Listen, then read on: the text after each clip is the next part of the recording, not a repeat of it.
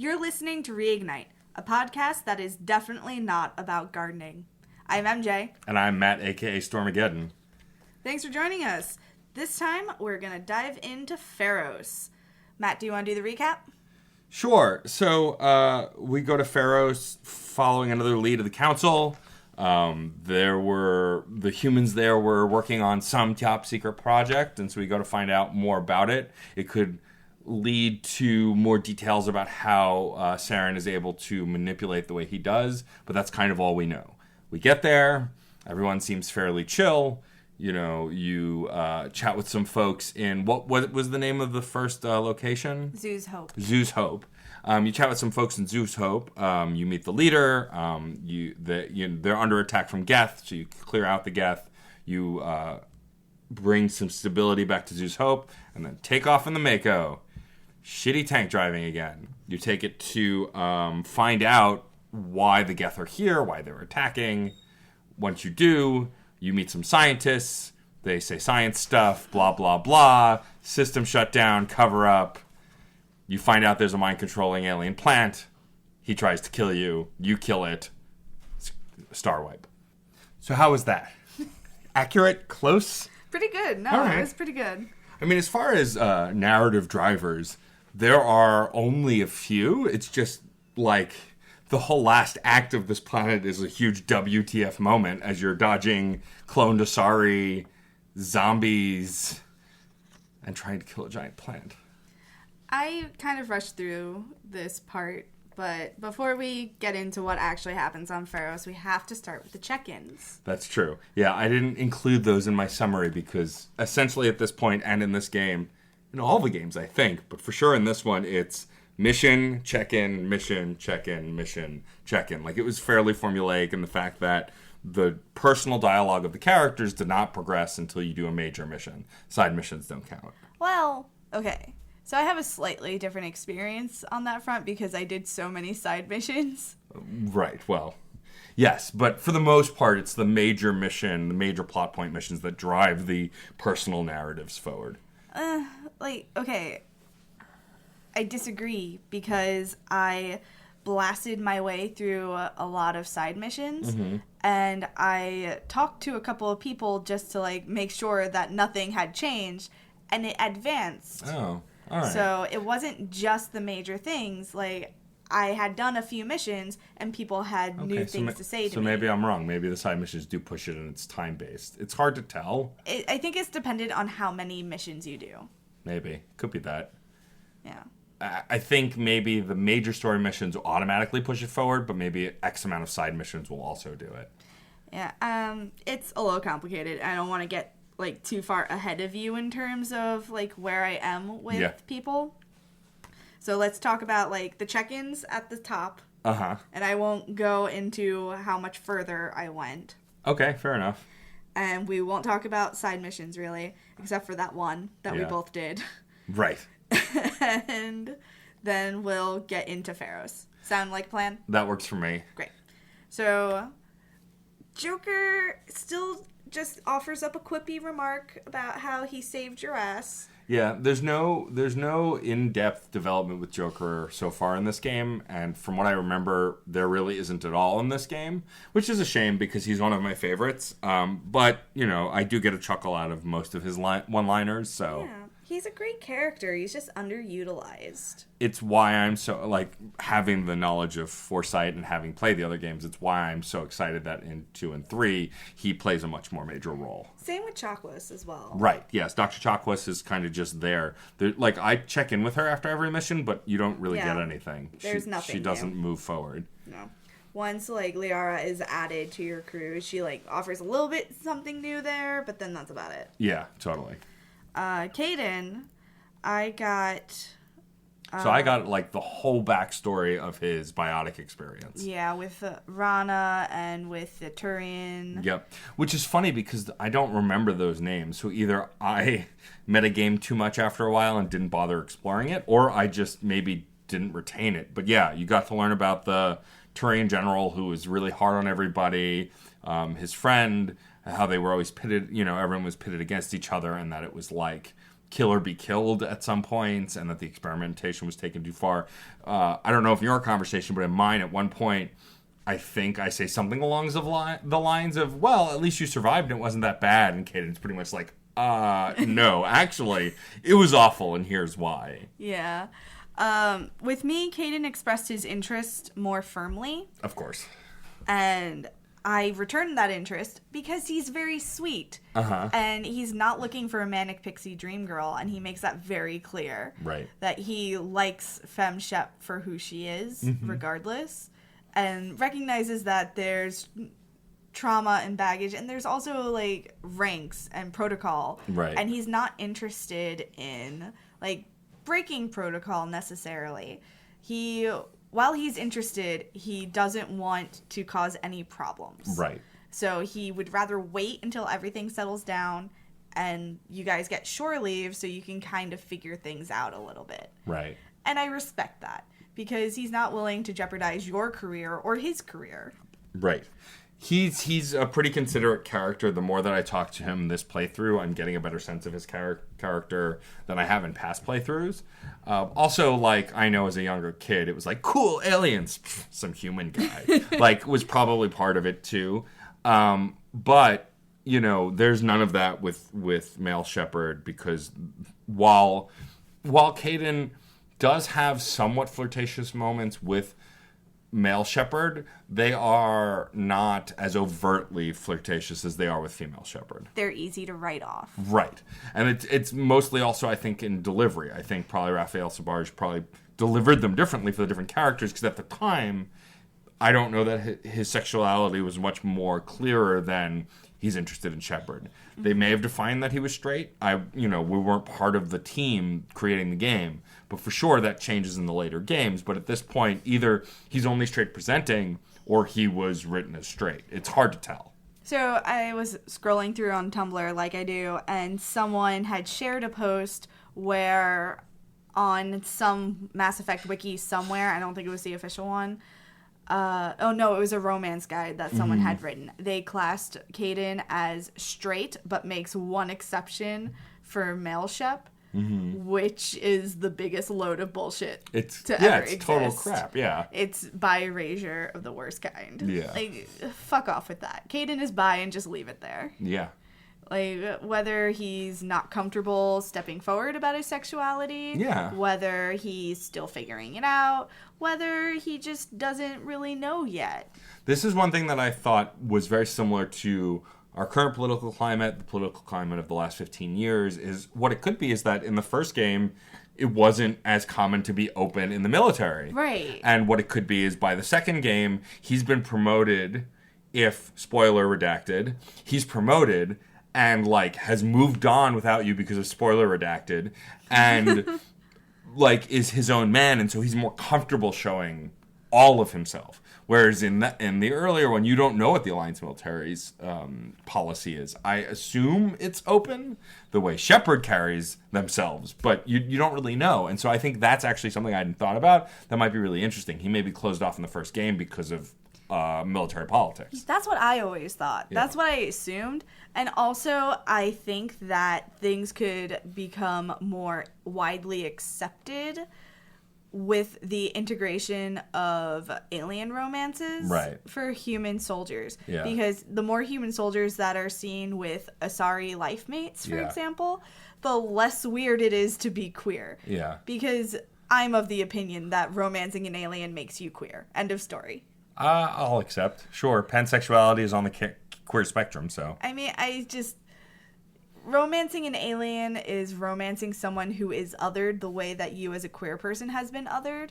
That's fair. That's how it works in my head. Yeah. So I have had extensive conversations about this. I am unsurprised. But yeah, so you get, going through this conversation with Caden, you do just get a lot more of his backstory, which was actually way more fascinating than I had realized. So it was nice to learn that. From Caden, at this point, I guess we can go to Liara, is in the same Liara. room? So you go to Liara, and this is, whether you brought her with you or not, this is the first time you're talking to her after her mother has been killed. And for my Shepherd, when I came in, she pretty much gives me this kind of little bit of attitude of like, oh, I guess you're here to console me about my mother. Well, don't bother. I loved her, but we were very different people. And I'd rather think of my mother the way she was, not what we saw. Like, kind of just blurts all this out at you. And my experience is, you are grieving because you are trying to shut me out. Yeah. I mean, her unwavering loyalty is very dear to me because she is loyal to the idea of her mother before her mother was, like, manipulated by Saren. Right. She is loyal to Shepard. She is loyal to the cause. And she has no doubt in her mind that they did the right thing by confronting Benezia because Benezia wasn't herself. Yeah. And it needed to be done. Yep.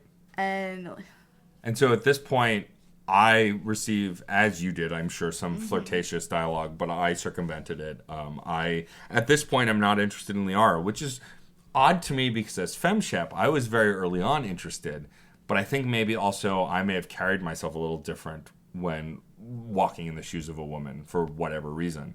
That, and also Liara does seem very young and naive to me as an older man than she did as a younger man, and I think that's part of it. Like, Caden has this maturity to him that I find very comforting, that even if I'm maybe not completely interested yet, it's more interesting because I don't feel like the parent, which is not a comfortable feeling. And there are moments with Liara as male Shepard in this playthrough where I feel almost as much like her parent as I do her comrade. Yes, this romance conversation just drove home for me that she's young and inexperienced, and I feel like it's almost unfair to her to pursue this relationship. And I don't know, if I had more time and more patience, then maybe I could feel it out. Yeah. But when things are so, like, on the fly, then I think it might be irresponsible. Like, I continue flirting because that's the kind of person that I am. Like, I don't quite realize that flirting is happening, and I'm just being who I am. That is very accurate for you. I'm just like, you should probably tell me directly if you're flirting with me. By law, you have to tell me. Otherwise, it's entrapment. Or, like, I'll miss it. I had a conversation with someone at the Renaissance Fair where he had stopped by my booth to tell me how pretty I was. And later I was like, okay, but wait, were you just being nice to me or were you flirting? And he goes, why not both? I was like, I'm going to tell you why not both. So that's still a big question mark. I don't know. Yeah, I think that I'm just viewing the whole relationship in a different light. Now, of course, again, with foresight of knowing the games, Liara ages up very quickly in mentality and presentation in second and third games because she goes through some shit. They all go through some shit. And I think, right now the maturest character besides Rex, but has no interest in anybody except punching things. None of the other characters seem that mature. A lot of them, besides Caden, seem very juvenile to me. Garrus, Tali, Liara, Ashley, all of them feel very not mature. Yeah. There are moments when I get a sense of Ashley's maturity, and we'll talk about that when we get to her. But yeah, so Liara, I kind of blew past the flirtatious stuff. I wanted nothing of it, and my character was aware of himself. Also, playing this character as a man in 2018, I am hyper aware of myself. So I was like, nope, staying away from that. I'm just gonna stop you right there. Bye. Yeah. It's nice talking to you. Sorry about your dead mom. Okay, bye. I mean, I was very kind to her, but I was pretty much like, that sucks. Well, if there's anything I can do, let me know. But that was it. And then I went, I should go. And left. I talked to Garrus next. Yeah. And, Garrus, my poor bean. This is where you find out one of the things that's, like, gnawing at his conscience, where there's this doctor named Dr. Salian. Oh, yes, that's right. Who was torturing people, essentially. He was growing organs inside of people and using them as living test tubes, and he would then sell the organs and give them a very small percentage, but only if the organs were viable. And if they were not viable, he just left them in them. Yeah, like, awful. It's horrible. It's a nightmare situation. And when Dr. Salian started to escape and he took hostages, Garrus wanted the ship shot down. Yeah. Regardless. Yeah. And it made me wonder if Garrus was right in a way.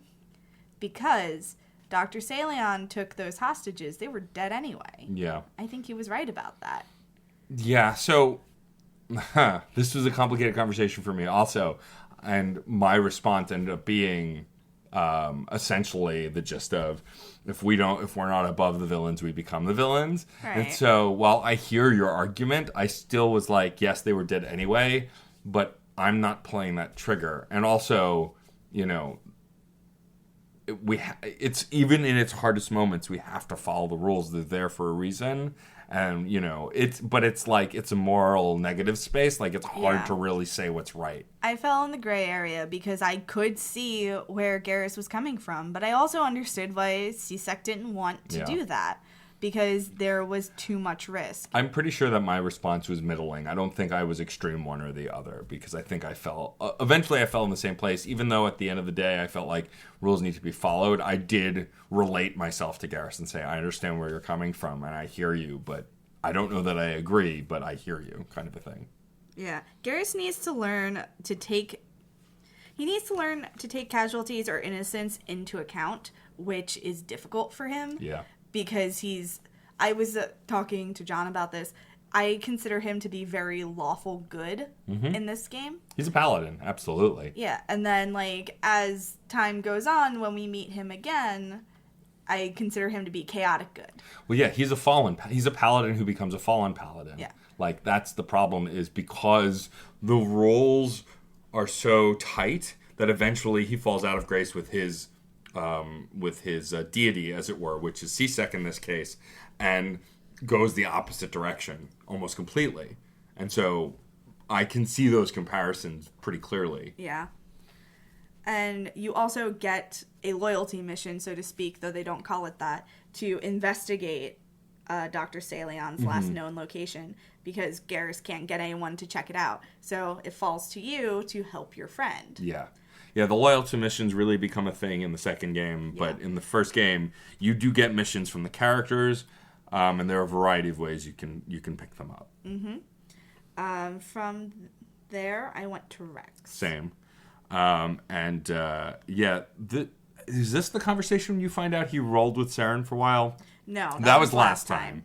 I forget what this one was. It was when you learn more about his history. father. Yes. Yes, you learn about his father. The father. soap opera of the Krogan. Yeah. Like, for someone who just wants to punch people, he and his people, rightfully so, are full of dramatics. There's so much drama. So, Rex is leading his own tribe, or clan. I think they use the word clan. Yeah. He's leading his own clan. He's trying to push for everyone to focus on breeding and not war because they need to rebuild their numbers. And this other clan leader is telling him how, like, pathetic and weak it is and that they need to be going to war. The other clan leader sets up a peaceful meeting at one of the holiest Krogan places where violence is forbidden. And then turns on them. Turns on him. And Rex has two people with him. Both of them die. And he has to escape. But before he does, he buries a knife into the other clan leader's throat. And the clan leader is his father! Yeah, you don't find out the clan leader is his father until after he's buried the knife. Oh my god. And he essentially says very nonchalantly, and then and then I killed my dad. And you're like, what? Yeah, so... Rex is my second favorite Krogan in the series of games. We'll get to more of that in the second game.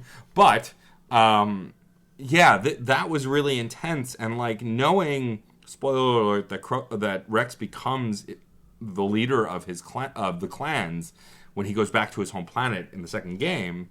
I would like to interrupt you and say that is a possibility. Well, yes, but I don't want to spoil for this game. I know. I'm just saying. Yeah, it's a fact. It's a possibility that he becomes the leader, and when he does, like, he is a more benevolent ruler, and because of all of this stuff that shaped him. But it's just like there's not a lot of tact in the Rex household. No. And so that was a rough story to get through. There were a lot of harsh stories to kind of go through between Caden, Garrus, and Rex. They all had pretty intense talks. They're very hurtful. Liara and Tali and Ashley were less so. Well, Ashley wasn't so much intense, but there was a lot of meat there. Well, yeah, I'm saying that, like, it wasn't horrid. Right. Like, they weren't these traumatic stories. They were more self-reflective. Yeah. Whereas the 3 male characters were very much, here's how I suffered, enjoy. And it's like, just like a man, innit? Yeah, fair enough. So after talking to Rek, and like this, like, I pretty much spent the whole time going, that sucks. Oh, that sucks. Wow, that sucks. Like, there is no good response, but I still took the positive one, which is essentially that. That's rough, buddy. Yeah, essentially. Is you doing that... Cool story, bro. You also pick up a mission from him to collect his grandfather's armor. Yeah. So then from there we go to Ashley, who tells you about her relationship with her sister. I had such a nice talk with Ashley. I did too, which was surprising. There were no racist comments. None. She showed compassion for Liara. Yes. Like, she tells you, like, you should check on her. The poor kid's probably grieving. Yeah. And, like, she tells this lovely story about her little sister. And she also tells you poetry. Like, it's a very sweet conversation. And it shows a side of her that you have not yet seen. Yes. And I'm really happy that I took the time to talk to her and learn more about her family. I am too, but in the back of my head, like, after the conversation, I was like, there's still a lot to talk about, though, because there are problems here. Well, yeah, of course there are. But the fact that her response to Liara does not edge towards hatred at all and edge towards love and compassion, it's progress. Yeah, it is. It is in that moment. I still don't really feel like there's progress. I feel like it's a very isolated moment. And also, so at this point, there are some moments where there are opportunities to flirt with Ashley, which I did not. I mostly just continued to ask questions about her family and then, avoided any personal questions beyond that. It's interesting. I have thoughts on that. Like, part of the thing that I think makes it easier for Ashley to say you should check on Liara is because she is very humanoid and has very human features, at least to Ashley.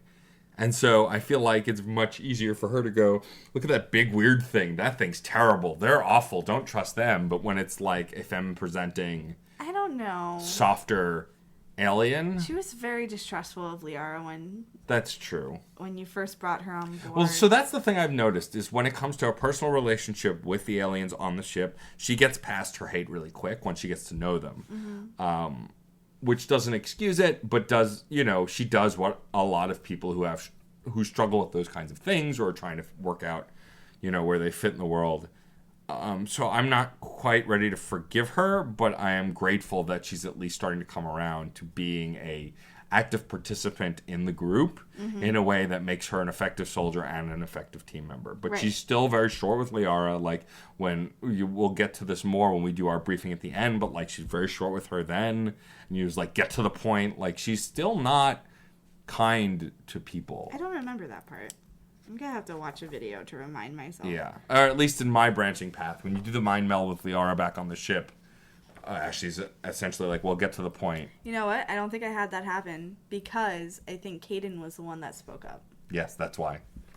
Because it's relationship affected, I think. Yeah, because you're doing something very intimate with Liara. So that...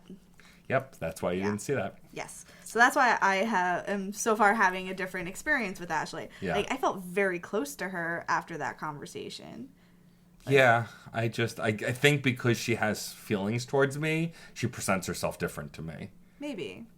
It's hard to tell. It was very sisterly between me and her, I think. Yeah, and it was more like, let me tell you a story, Skipper. I do like that she calls me Skipper. I like the nickname. It's kind of cute. But yeah. From that, of course, then we go speak to Tali last but not least. Tali, I believe this is the conversation where she talks about being homesick. No, that was last time. Oh, that was last time. You're an episode behind, my dude. I am. I have trouble deciphering the conversations sometimes because they tend to bleed together for me. We talk more about her family and the pilgrimage, and she brings up to you that she needs to bring something back. Oh, right. Isn't this the conversation where you find out she's essentially Quarian royalty or something? Yes. Like, finger quotes, because it doesn't actually work that way. Right. Like, she's the son of an important... she's the daughter of an important diplomat, but that doesn't make her in line to be a diplomat. Right. It doesn't work that way. Her father is on the Admiralty Board, and there is a high probability that she will never serve on the Admiralty Board herself. Right. But people still have high expectations for her. Right. And you can say something along the lines of, like, wait, are you a princess? Like, not quite, but, like, you can say, wait, are you royalty? And she's like, no. It doesn't work that way. Yeah, and she tells Which I thought was very funny. Yeah, she tells you more about how their command structure works, so to speak, and their politics, and also what the crux of the pilgrimage is. You're supposed to bring something back that will improve life for the rest of the Quarians. Yeah. And because she's in such a high position, she's expected to bring back something more than just some salvage. Yeah, you're essentially being witness to an anxiety attack on an alien level. Like, she's essentially freaking out a little bit and is panicked that she's not going to find something good enough, that it's not going to live up to the expectation a bit. Did she not ask you for the information on the Geth? She did. Yeah. So I didn't get the sense of panic from her. I did get the sense that she wanted to ask me something. Yeah. So I think I got this in the earlier parts of the conversation. There was this distress that I could tell from the pressure she feels to deliver something really important. Yeah. Did you give her the information? I didn't. You didn't? I didn't. I did, because I believe that Tally is the kind of person that would not use this information maliciously, nor would she allow others to use it maliciously. I didn't get a sense of that from her character. Trying to stay in the moment, because I know how she actually is in the next couple of games, and she's not always kind to the Geth, actually. She's not. But that aside, I try to look at it objectively and going, this is confidential. You know, I don't know much about the Quarians. I know next to nothing about the Quarians. I know Tali, who's served me well and has been a great ally, but I just don't know that I can let that information go yet. Yeah, I let it go because of how much I trust Tali, and because loyalty is really important to me, and because everything that she's done proved to me that she was a person I could trust. The difference is, though, she hasn't really been in my away parties. Okay. So, for me, she's just a person on the ship. Yeah. The way she I'm wasn't playing. with you at for the Rachni. So, her response to the Rachni Queen, for me, made it very... it deviated from her opinion. Actually, was she with me? No, I can't remember. Was she with me? I'll have to consult the videotape. I have to. No, she wasn't with me. It was Liara and Garrus. Yeah, Liara and Caden. Right. So, scrap what I was just saying. But I got the impression from her that she didn't believe in people dying for no reason. No, and I get that. And she brings that up a little bit as you chat with her further, but because I haven't been serving with her on away missions, I've mostly been with Caden and someone else. I don't feel like I know her that well. And so that's something interesting to me that metagaming the game, you know the characters, and like, I didn't think about that, but I'm trying to operate in the shoes of time spent with the characters.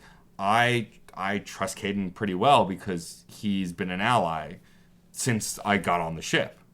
What? I'm just amused at how, like, I've turned on Caden, yeah. But, I haven't really... And Rex, I haven't taken with me, but he's pretty transparent. Yeah. Garrus I've taken with me. Ashley I haven't really taken with me either, which is why I might be so adversarial with her, is because I'm not getting to know these characters. Yeah. And in a way that could make me look a little xenophobic, and so I should be careful. Like, I don't want to deny them because I don't know them and have it look like it's because they're different. Like, I really should attempt to get to know them, and that's what these conversations are about, but I just didn't feel like at this point in the game I knew her that well yet. Okay, that's valid. That's everybody. That's everybody. And fucking Admiral Hackett, the pain in my ass. Yeah, I love how, like, every time you go to use the galaxy map, and it's like, here's the thing I need you to do. Did I call you? The Admiral Hackett is a great character in the later games and is voiced by a voice actor I really enjoy. But in the second and third games, you actually get a character. In most of this game, he's just a voice. And so, like, and he's always calling you essentially... He's like a really needy parent. Yeah. Can you do this for me? Oh, while you're out there, can you do that? Don't forget about the Alliance. We're important too. My God, leave me alone. I'm running a mission. Go away. I'm busy. I can't go pick up your radar that you left somewhere. Oh, yeah, I did that one. The Rogue VI, Major Kyle. Like, there were so many, and we'll talk about them in a completely different episode. Yeah, I didn't do the Rogue VI. The only one I did is the one that we both did.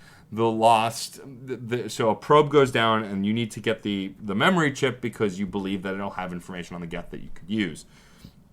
That wasn't why. Oh, no? No, it was a probe that was launched during the first contact war. That's right. And it wound up somewhere weird, and they were afraid that people were going to find it. It was the opposite way. They thought the Geth were going to find it and use it against us. Right. Because they were seen in the area, and so you have to go and get it. And you go to the probe, and it's missing, and you don't know why. And then you go nearby, and you see a colony of monkeys. Pyjaks, space monkeys. Oh no, it looks like there's, I think you see monkey fur or evidence of the Pyjaks. No, I think you see actual Pyjaks. No, I mean at the probe site. There were no. Oh yes, you're right. They're right. Over the next ridge, there are Pyjaks. And then like you find out that maybe a monkey took it, and then you have to go investigate all of the colonies. You literally have to click on every Pyjak to see if it has the. And you don't find it until you go into this cave, this underground mine, and you finally find it. Something I found out by accident because the Mako's controls suck is I accidentally ran over one of the Pyjaks, and if you do that, you get +2 Renegade for running over a Pyjak. I did not run over any Pyjaks because I care about animals. And then I shot one later to see if I'd get more Renegade. You're the worst. How dare you? There were so many of them, and they stole this thing that took me forever to find. I was frustrated. That doesn't mean that they deserve to be shot. You don't know. Maybe they're a delicacy. They're living animals. They are living animals. They didn't do anything malicious to you. No. They weren't trying to attack you. You did not shoot them in self-defense. You're a bad person. I may be. You're terrible. I'm very upset with you. My shepherd is a little bit of a sociopath. I don't know what you want from me. When it was just you ran over it by accident, I could have forgiven you, but you shot one on purpose. That was metagame. I wanted to know if I'd get more Renegade. That was less about my shepherd and more about me as a gamer. You can shake your head all you want. Garrus and I sit here judging you. Uh-huh.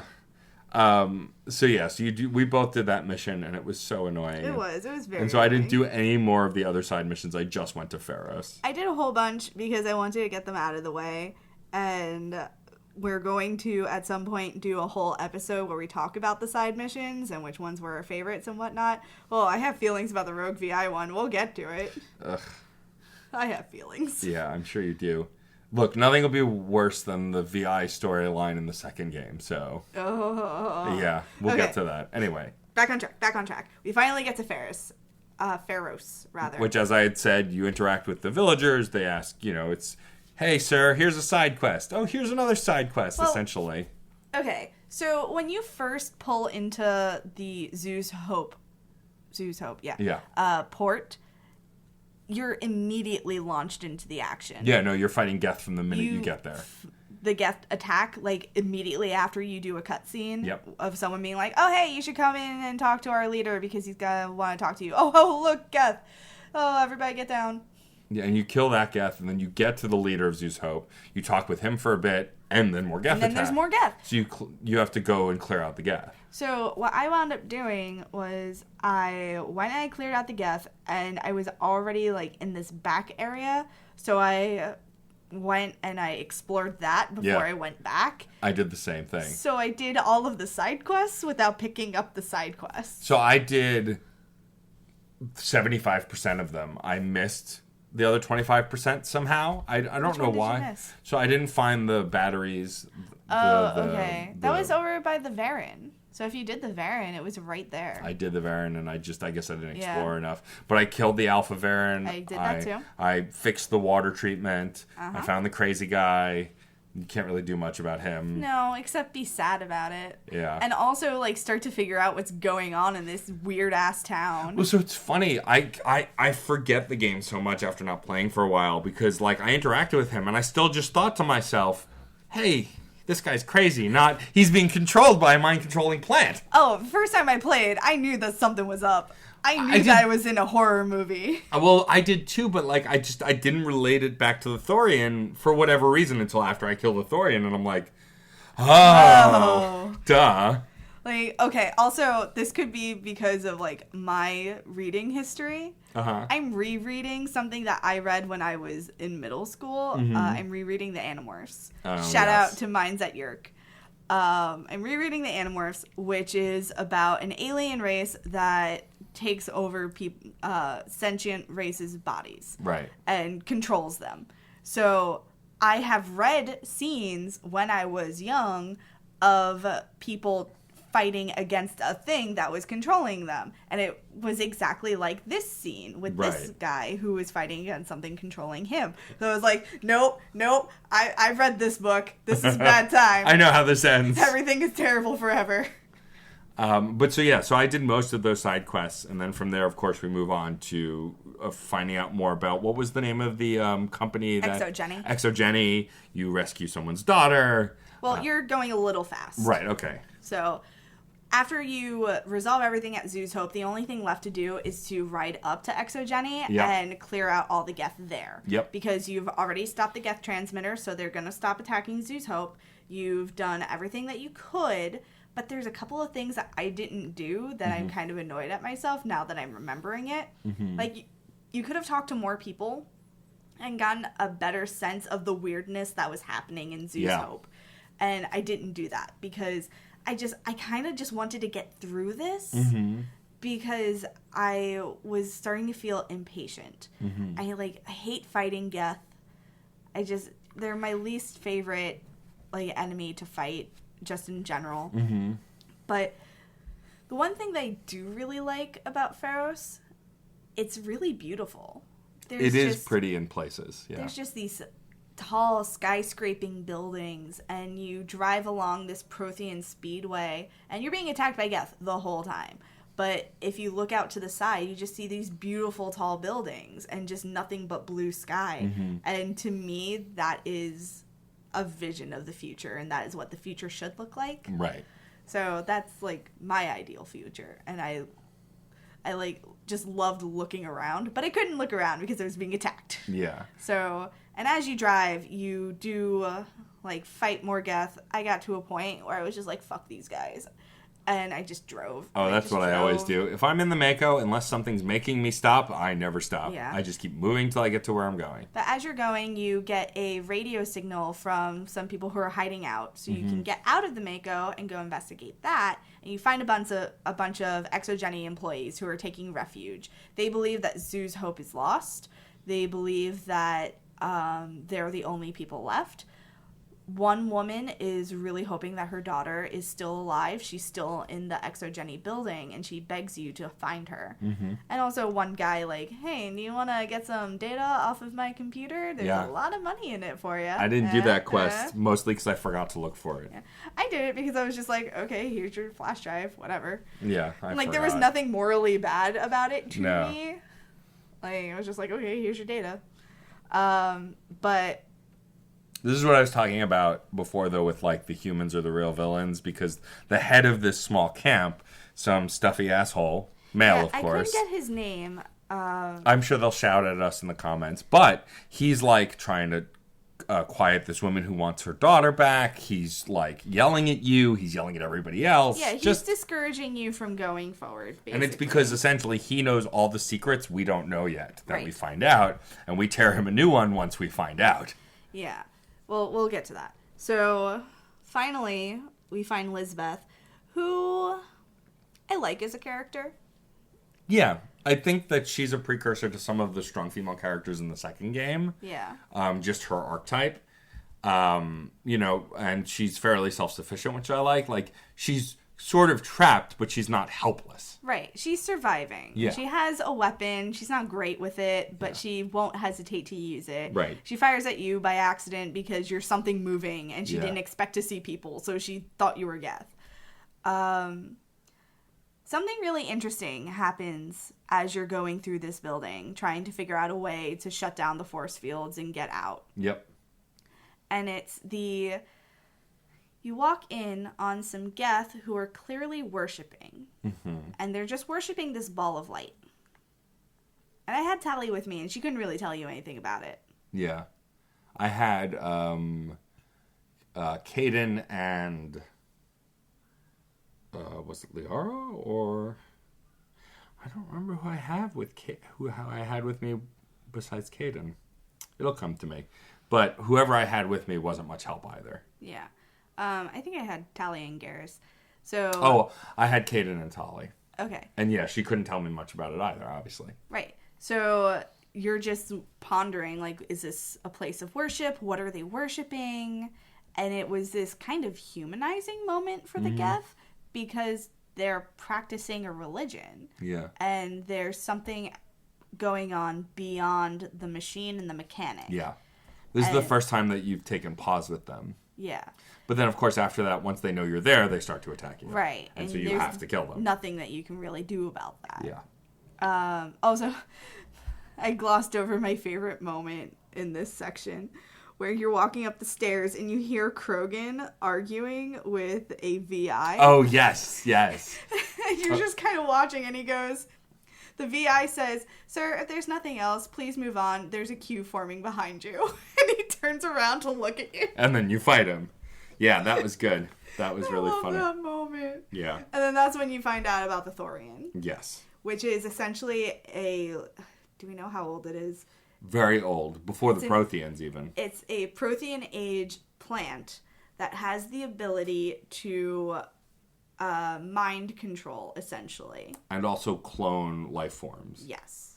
Essentially, as a survival tactic, it clones life forms and can mind control life forms as well as speak through them. Right. So it uses sentient life forms to, like, till the earth and make sure that the plant stays healthy. Yeah. And survives.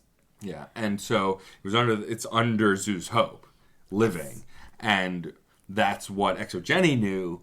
But Zeus Hope didn't know. And everyone who lives in Zeus Hope was actually a test subject under the thrall of the Thorian. Without knowing it. It's a bad time. It's awful. It's so immorally wrong in a time where I thought it would be the most immoral thing I'd ever know. But unfortunately, we're living in a time where sometimes real life is getting that bad. Hey. But... yeah, it was pretty awful. And then, of course, after you bring the daughter back to the mother, you find out what your next step should be. You finish those side quests and head back to... Before you head back to Zeus Hope, they mention that they are working on experimental technology that might help save the townspeople who are enthralled, that you can knock them unconscious so you don't have to fight them. Gas. Before that happens, there's this standoff with the Exogeny manager, I guess. Whatever. The guy who is in charge of Project is really manager. loud. Let's call him that. There's a standoff. Were you able to resolve it peacefully? No, but also I didn't pull the trigger. I could not use either Paragon or Renegade options for this. I did pull the trigger. I don't think I did. I think someone else... No, I'm thinking of something else. This one, I did kill him.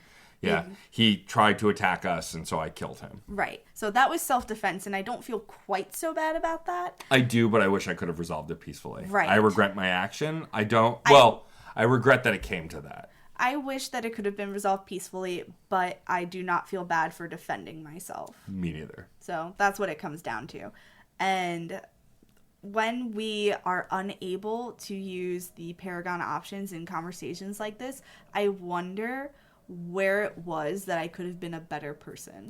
Right, because when you're kept off from those options, it's because you haven't chosen every option, or you're not the right level. Because also your bar grows as you gain more Paragon or Renegade, and as you level up.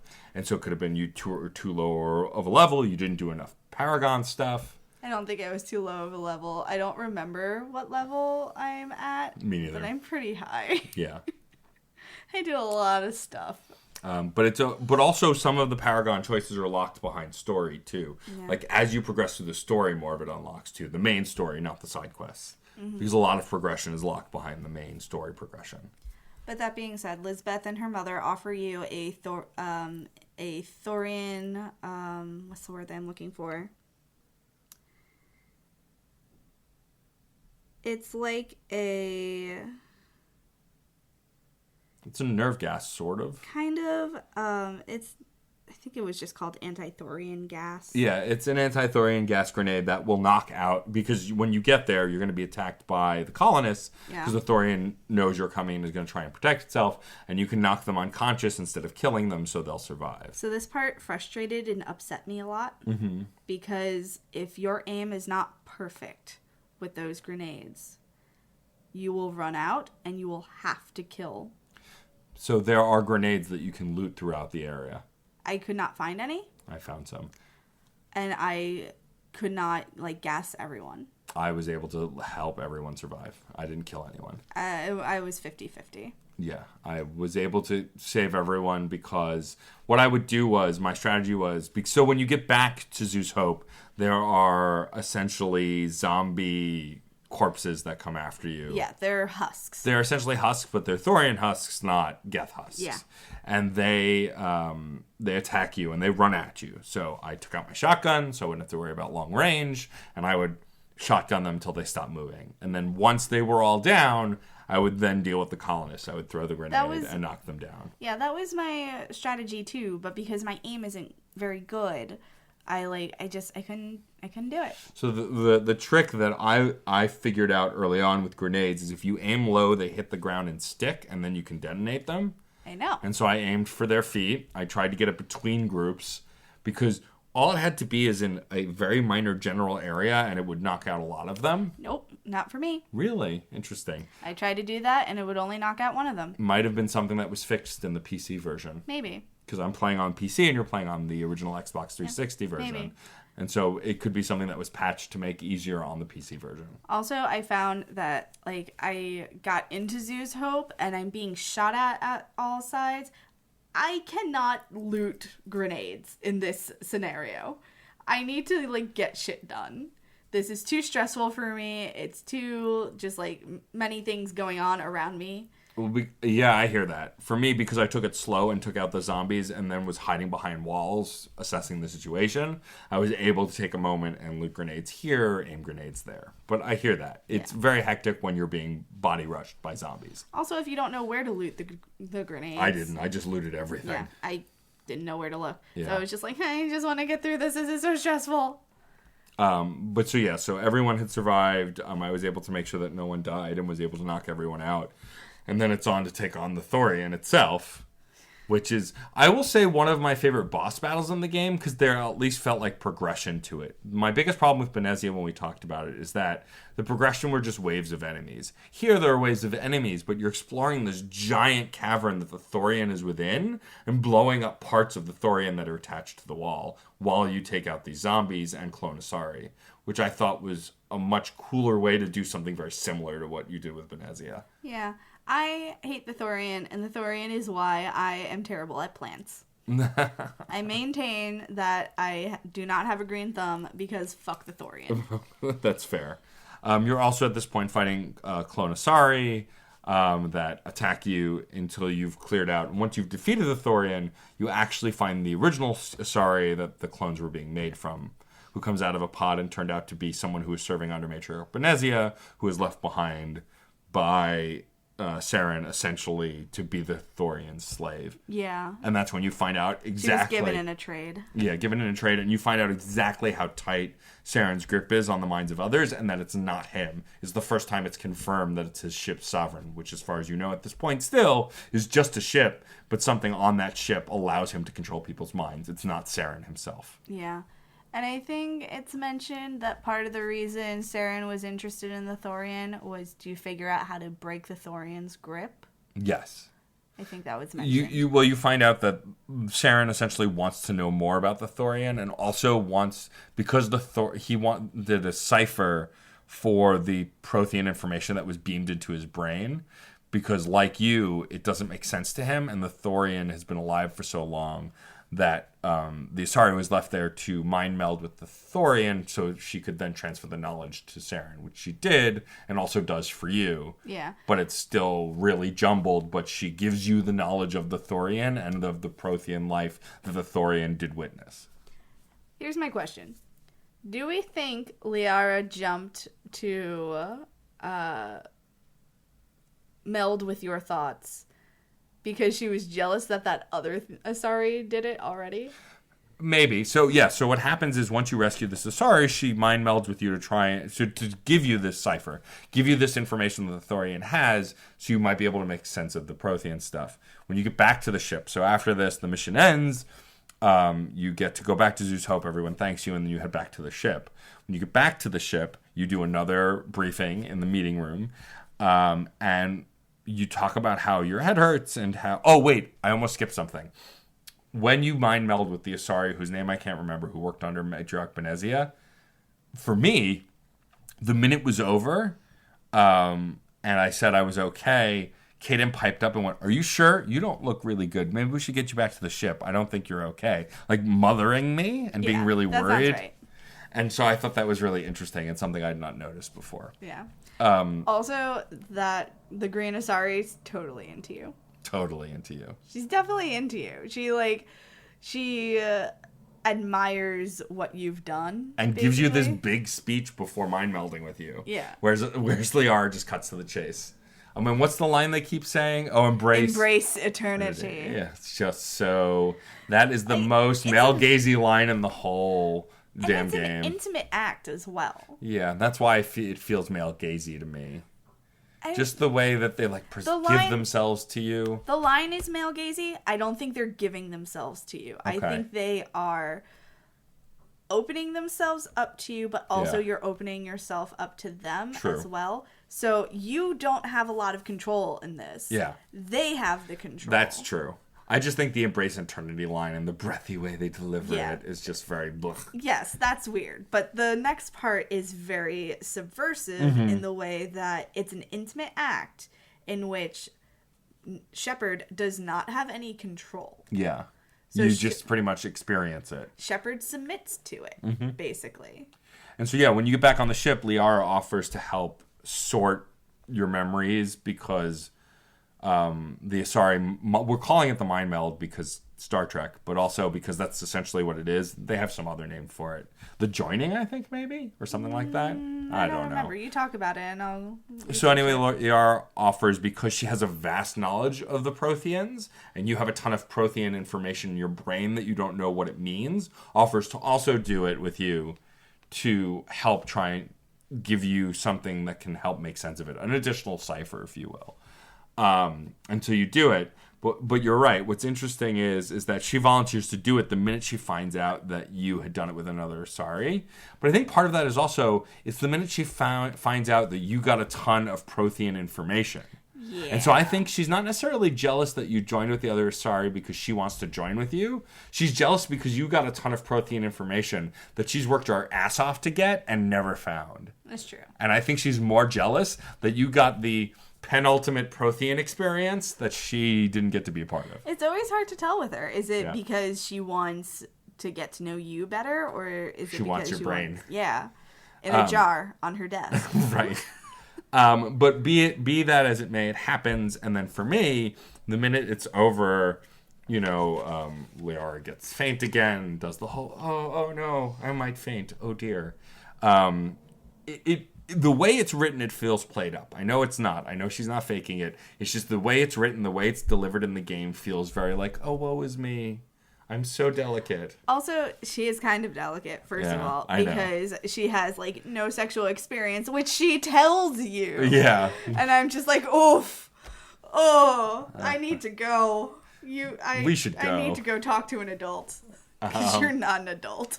But for me, after it was over, Ashley pipes up and is like, well, what happened? Cut to the chase, and is very short with Liara again, short with you, and you pretty much go, I still need to sort it out. It's going to take time. Yeah. We're dismissed. Kaden was a little similar, but it had more of a worried edge. Are you okay? Yeah, no. Ashley was just like, and? Yeah. Come on. I think that makes sense for Ashley because she is very much like, let's go. And I get that, but I'm not like that. Yeah. And so you're driving me crazy is how I feel about Ashley. But so then after that, and then you can talk to the council again. I still don't like them. Fuck Executor Palin. Yeah, so Executor Palin essentially, he's the Turian counselor, calls you out when you say that you saved everybody. He says, well... Of course you would do this for a human colony. And I immediately went, I did it because they were in need. Yeah. I'd do it for any colony. I'd have done it if it was a Turian colony. But, yeah, so they're not... So the Asari... council member who doesn't have a name, Asari counselor is the kindest to you. Yeah. But the Asari seem like a more patient and kind race as a whole. Yeah. And so and she's also still not very kind to you. She's kinder. The Solarian is kind of in the middle, which for the Solarians also makes sense. They kind of like to play the odds, like kind of find the best logical solution. They're very Vulcan-like, if you will. Very intelligent. They kind of try and run via logic. It's why later characters... I completely disagree with your assessment of the Solarians. Like, yes, they are more sciencey and they are more like data and logic, but they are very emotional. That's true. Because they're short-lived. That's true. So, like, you're thinking about a Solarian that we meet later who is not very emotional. He's very pragmatic. Yeah. And he makes decisions based on, like, what is the best course of action, what's the most logical. But, like, I talked to other Solarians who are just not like that. I guess, like, the Solarian counselor seems that way, and so that's why I was thinking that, because he seems ruthless. I would say that. That's true. He just seems more subdued. But Executor Palin has, like, no filter, says whatever the hell is on his mind, and just hates you, and talks to you like he hates you all the time. So then you can choose to hang up on him. I don't. I defend myself, talk about how I did the right thing because I wanted to do the right thing. Yeah. Jerk. I really didn't like this. I didn't like Feros because I'm tired of playing a horror game. And, like, Feros was a horror section. That's because, true. Like, you're dealing with zombies, you're dealing with mind control, you're dealing with a giant creepy plant. I'm tired of playing a horror game. Can we please get back to the action? I mean, that's fair. I think that, for me, Feros is okay. I think that I personally feel like the aesthetics of the previous planet was more like a horror game. Noveria, yeah. Well, Noveria was a horror game, and Feros is a horror game. That's fair. Going from Noveria to Feros, I combined them. Yeah, Nefarious. Sounds like a villain in a comic book. Nefarious. I hate you. I know. So, going from Noveria to Feros. The two, like, horror sections. From horror to horror. Well, so I would say that a lot of Mass Effect 1, I forgot, has a lot of survivor horror elements because, like, and we're not there yet, but the final boss battle of the game is a horror fight. Like, it's creepy. And so I think that they ditch a lot of the survival horror elements in the second and third games, but the first game does have quite a bit. And so I hear you. I don't mind it as much because it doesn't scare me. Like, I am very nervous. I know. You're an anxious person, and coming from me, that's saying something. Yeah, no, I know. But yeah, I'm looking forward though to Vermeer metagame wise because I know what happens there, and it's one of the better hero villain moments in the whole game. And it's the first time you really get an opportunity for the first time to face off against Saren. Like, you're going to Vermeer because you hear he's there. Yeah. He has a facility there. You are told that actually before you even go to Feros. Yeah, the council phones you up and tells you. So Vermeer is what we're doing next. Yes. If you're wondering about the side quests and the DLC, don't worry, we are going to do an episode dedicated to those. We're just going to wait until the end. Yeah. Like, post-game, because maybe not everyone played them, not everyone bought the DLC, and it's just kind of neater for us to just, like, take all that extra stuff and put it at the end where we'll talk about it. Also, the DLC in the first game is very afterthought-y a bit. Like, it does tie into the main game, and it does affect the second game, But the second game's DLC and the third game's, though I haven't played it all, the second game's DLC are huge chunks of narrative that matter to everything around you, and so they're handled very differently, and we'll probably have to handle them very differently. They may be their own episodes, because a lot of them are very large, but the side missions and the 1 or 2 DLCs here are very short, concise, and though they have narrative play politically to the main story of what Shepard is trying to accomplish, it's less so. It has less to do with Saren. Yeah. It has almost nothing to do with Saren, to be honest, a lot of the side missions. I ran into a couple of moral questions while doing side missions. Yes. Not a lot. There are definitely a lot more in the second and third game. But there's a couple of things to talk about, basically. I haven't been back to the Citadel yet since I left. Neither have I. And I'm thinking about doing it before Vermeer. Oh, maybe. So maybe we'll touch base on that, because the metagame brain knows something happens after Vermeer. And so I think if I'm going to go back to the Citadel, now is the right time to do it. Maybe. But we can talk about it during the side quest stuff anyway, because anything on the Citadel is all side quest anyway. Yeah. So that was Feros, more horror stuff, kill the giant plant. On to the next thing. I like my summations. They're short and to the point. Good Star job. wipe. Before we move on, I'd like to bring up Fandom Corner. This where is all everything you. is beautiful.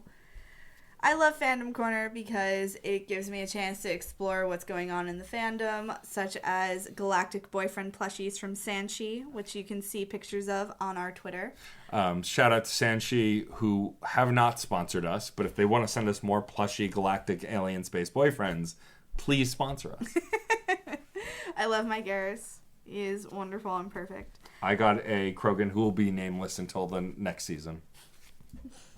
P.S. It's Grunt. Your lizard son. My lizard son. I want to bring up 2 Etsy sellers that I think are hella cool. There's Handmade Princess Shop. They make adorable Mass Effect 2 acrylic keychains. They're really cute, and I think I might order at least one. They're like $12 a piece or $50 for a set. But they're like little chibi characters in the Mass Effect 2 squad. They're very cute. Uh-huh. Also, Christina makes stuff on Etsy. Christina spelled Christina. She does, or they do, enamel pins of the Mass Effect squad in general, as well as a really great Archangel pin that I'm going to buy for sure. I have to. Because he's your space boyfriend. He's my space boyfriend. Well, he's my space husband now. Yeah. I married my own personal Garrus Vicarian. Yes, I'm aware. But yeah, so those are 2 really cool things that people are doing in the fandom. Highly recommend you check them out. I will link to them in the show notes. We got a couple of emails. We did. Guys. People talk to us. They do. So first of all, to all those who have reached out to me via Messenger, posted on the Facebook page, replied to the Twitter, sent us emails, found us on Reddit, thank you. We are getting all of these. We haven't responded to all of them because both of us have just been really busy. MJ just got married. I've been doing 1,000 things. This is one of 4 podcasts that gives you a sense of how busy I am. But we are seeing them. Thank you for sharing, and please keep sharing with us. Rob Starobin has been sharing with us a lot online too, as well as Case Aiken from the A Certain Point of View family. I have a Twitter shout out. I just need to find it. So while MJ looks that up, I do want to, of course, give a brief shout out to our Certain Point of View family.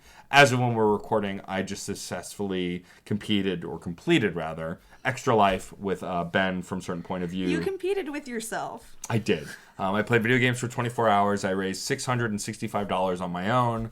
The Certain Point of View team raised over $2,000. I think $2,200 or so. So that was really awesome. It was a pleasure to do it. Of course, shout out to our other podcasts on the network, the Certain Point of View podcast, which for now is a Star Wars podcast. But depending on how they feel, they might just do all nerd culture again. Of course, Fun and Games with me and Jeff. Case Aiken's another past podcast, which recently released a 2-part episode where the whole team, except MJ, because she was busy getting married, dove back into the terrible, horrible movie that is the Ryan Reynolds Green Lantern movie and discussed it. And then, of course, there's the Scruffy Nerf Herders, which is a D20 story podcast, which if you like D&D, but Star Wars, you should listen to this podcast. It's pretty great. I can't wait to get my turn on another pass because I have a movie in mind. Of course you do. That's the point. I will be on it again for the third, fourth, I've lost count time talking about my favorite space boyfriend relationship. But no spoilers, so I'll let that come up when it comes up. Twitter shout out to @TiredMagpie, Science Burb on Twitter. They've been really responsive to our stuff and also answered a question for me from the last episode about party reactions to the Arachnite Queen. It appears only Liara and Rex have fixed opinions. Everyone else seems to vary based on who you brought along, so that both options are presented. Oh, interesting. So someone compiled the options on YouTube and they linked to it for us. Oh, neat. Awesome. So we have that in our Twitter replies. I also want to give 2 podcast shout outs. I said before, mine's at Yerk because I'm rereading Animorphs, as I said, and they are an Animorphs podcast. They're a bunch of really cool people who are also into My Brother, and Me, which is how I found them. And So Dreamy, I submitted a dream to them, and we had a little bit of back and forth because there were some relatable things. We both had parents who passed away, so we talked about that a little bit. So yeah, check out So Dreamy Podcast. I think it's just So Dreamy Podcast. If I'm wrong, I will find out the fun way. But yeah, I want to talk about these emails. So we got 2 emails that are of note. One from Charles and one from Nathan. So first, Charles and Nathan, thank you for emailing us. Yes, we thank you see so everything, much. And again, even though we don't always respond, we are seeing them, and thank you. My defense used to be that I was getting married. I don't have a defense anymore. No. So. Yeah, it's been weeks since you got married at this point. You know what? You know what? Tell it to the grunt. Okay. So Nathan found us on Reddit and sent us a lengthy email full of information about his perspective of the game since we started playing and how the way you and I have started to flip on some characters, he started to flip on the council, which I think is really interesting. Interesting. Because I still kind of hate the council, but I think it's because of my personal feelings about politics in general. True, and we're also very defensive people. Yeah. Like, openly and admittedly very defensive. So, like we said with Executor Palin, we're like, how dare you? We'd never. Whereas this guy's just like, what a jerk, whatever. So, like, that's interesting to me. I do want to quote his email. I don't really understand your recording schedule, so I'm not sure if any of this will reach you before you finished Mass Effect 1 or provoke comment. But at the very least, I want to say that listening to the podcast got me thinking about all this more deeply, and it's been really enjoyable. I should go. So thank you so much. That meant a lot to me. We also got an email from Charles, who corrected Matt. Yeah. So, first of all, Nathan, I just want to say this is episode 6 that we are recording currently, so you will get your shout out then. We try and record 2 to 3 episodes in advance, but it varies based on our schedule. We're at least an episode or 2 ahead usually, but we are going to shout out these emails as we see them, so please keep sending them, even if we don't shout it out right away. Yeah. But now on to Charles. Charles, who sent us an email correcting Matt about the Hanar. Originally, Matt said that the Hanar were a hive mind, and I knew this was wrong, but I didn't know the direct facts, so I didn't want to bring it up right then and there, because I didn't want to also be wrong. So I just let Matt be wrong. I confused them with, other races outside of Mass Effect, and also I believe the Geth is the hive mind. Yes. Which I confuse somehow with the Hanar. So the Hanar refer to themselves as this one because that's a cultural etiquette thing. Yeah. It relates to their belief in the Enkindlers and how they are lowly compared to the Enkindlers. Yeah. So they have a face name and a soul name. Yes. So that's why they refer to themselves in that way, because they have like 2 different names. So it's just easier for them to be so when they say this one, they're talking about me. Yeah. Thank you for calling that out. When I was saying it, I thought it might be wrong, but I wasn't positive. But yes, please correct us. We are imperfect humans, and there is a lot to read about these races, and we can't get to all of that information. Someone has to help me keep Matt on the straight and narrow. Yeah, gee, thanks. All right. So, as we said, we're doing Vermeer next. It's going to be a heavy time. Yeah, that one's going to be really emotional. Put on your big boy pants, or big girl pants, or big non-barrier. Fortify. That is the gender-neutral answer to that language. Fortify yourself. Yes. Cow people. Not cowboys or cowgirls. Cow people. Wow. Yeah. That is a very different connotation. All right, buckaroo. Listen. When did you become my Uncle Billy? Oh, please don't do that. That's a terrible thing to say to a person. Well, Uncle Billy was the cool one. Oh no, that's right. I'm sorry. I thought you called me Uncle Dennis for some reason. Matt knows way too much about my family. That's true. Thank you to Dan Bull for letting us use his song, The Mass Effect Rap, as our theme song. Yes. Thank you to our dear friend David Boyle for our beautiful logo, which you can acquire as a sticker if you search for our Redbubble using Reignite Pod. We are hoping to put t-shirts up there as well as other nifty things in the nearest future. David, of course, thank you for that. David's also been engaging on Fun and Games quite a bit. He actually recommended our most recent topic as of when you heard this episode. It was our last Fun and Games episode about character creation. Oh, that's cool. So thank you, David, for that. Please, if you're listening to any of the podcasts I'm on, since there's so many, but especially this one and Fun and Games are both very conversational. Recommend topics, things you want us to talk about. We're covering specific things in this game, but if you have a suggestion of something you'd like us to talk about in a specific part of the game or just in general, please send it to us and we will talk about it either at the end of the episode or at the beginning. Yeah, definitely ask us questions. Like, we're here to talk about stuff that interests you. Like, I don't mind listening to us talk. I think we're kind of funny. But if there's something that you want us to be talking about, tell us. Yeah, the only restriction is we're not jumping ahead games. But if you have a general question about Mass Effect 1 that you'd like to bring up or the Mass Effect universe as a whole, we're happy to chat about it. So please send that our way. We are all over social media. We are on Twitter, Tumblr, Facebook, all as Reignite Pod. Instagram, thank you. I knew there was one that I was missing. You can email us at reignitepod@gmail.com. Please rate, review, and subscribe on your favorite podcatcher. We really appreciate the support, and the more people who are talking about us, the more people who hear about us, and the more stuff we can do to make this more enjoyable for you. Yeah. And also, if you're following us on Facebook, first of all, thank you. If you're not, give us a like. We're Reignite Pod, facebook.com/Reignite Pod.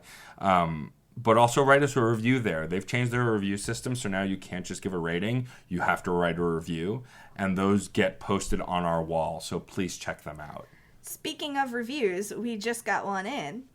I've been listening since the first episode, but while listening to episode 5, I was really taken by the introspection MJ and Matt were affording the choices that their characters were presented in the game. It was really beautiful to see how thoughtful and earnest they were, and how these choices really affected them. It's amazing to think a game can do that to someone, and refreshing to see how they embrace that. This is a journey that I'm happy to join them on. And that's from our good friend, Case Aiken. Thank you so much. Thank you, Case. But yeah, please write reviews like that on our Facebook page because we can share them and they will be posted to the page. Exactly like that. Just copy and paste. Yeah, just copy and paste his.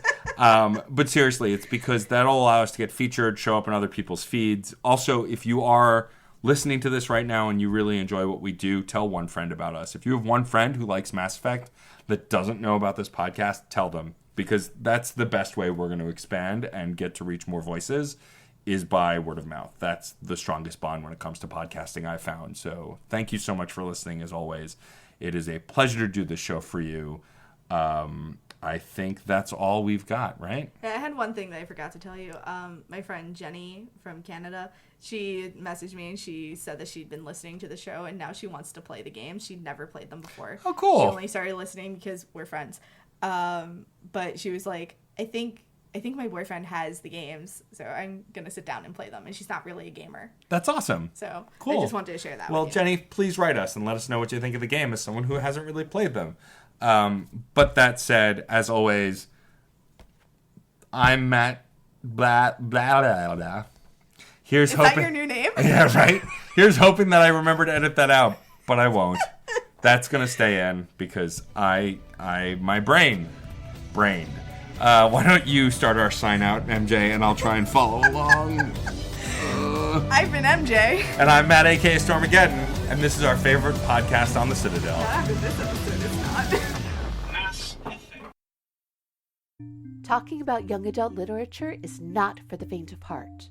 There's fashion atrocities, queer subtext, problematic love interests.